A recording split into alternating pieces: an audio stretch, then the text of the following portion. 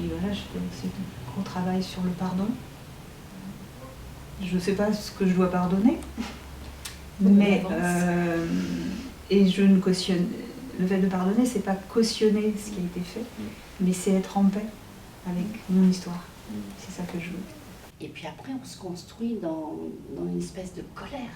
Moi, j'ai souvent été en colère. Ce patriarcat, vieux jeu, là. Je me suis dit que j'avais toujours cru que je m'étais émancipée jeune, j'étais partie jeune sur Paris, que j'étais moderne. Mais non, j'étais encore sous le joug de ce mari, en fait. Et maintenant, je vois comment je vieillis bien.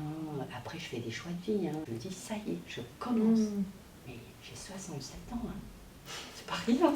Pour la première fois dans ma vie, officiellement, au lieu de le dire à vous, caméra pas cachée, mais devant des thérapeutes et devant tout le monde, les gens n'ont pas entendu, mais officiellement je disais, en face de toi tu as une femme.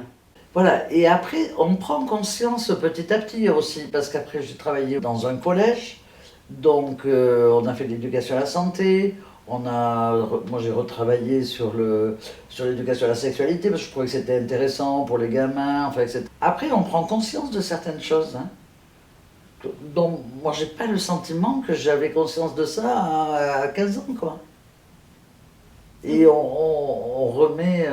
on remet un système de valeurs un petit peu différent. Mais voilà, je pense que je tendais des perches, moi, pour que des gens Bon, après, c'est un psy à qui j'en ai parlé, et puis, mais même d'en parler, hein, un psy, ça n'a pas été tout de suite cette place de victime. J'avais l'impression qu'il me parlait... c'était pas moi, quoi. J'avais l'impression que c'était... Oui, effectivement, c'était moi, mais c'était pas moi en même temps. Donc, tu vois, ce dédoublement, voilà, ça, je comprends tout à fait, quoi. Ça, c'est... Quand je voyais ce psychiatre qui m'a dit oui, mais vous savez, vous allez vous embarquer dans un parcours du combattant, parce que lui-même, en tant que médecin, psychiatre, il savait que c'était très compliqué. Ben, j'ai été au conseil de l'ordre départemental, donc là, j'étais... je tremblais comme une feuille avant de rentrer, parce que c'était...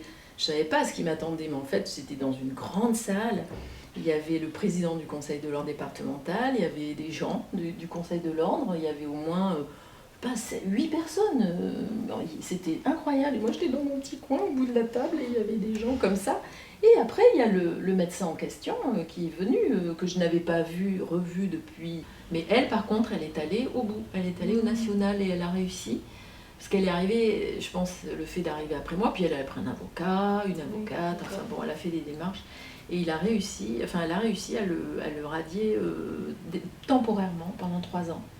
Mais il a tout fait, dès que c'était fini, de se réinstaller ailleurs, dans un autre cabinet, alors qu'il avait...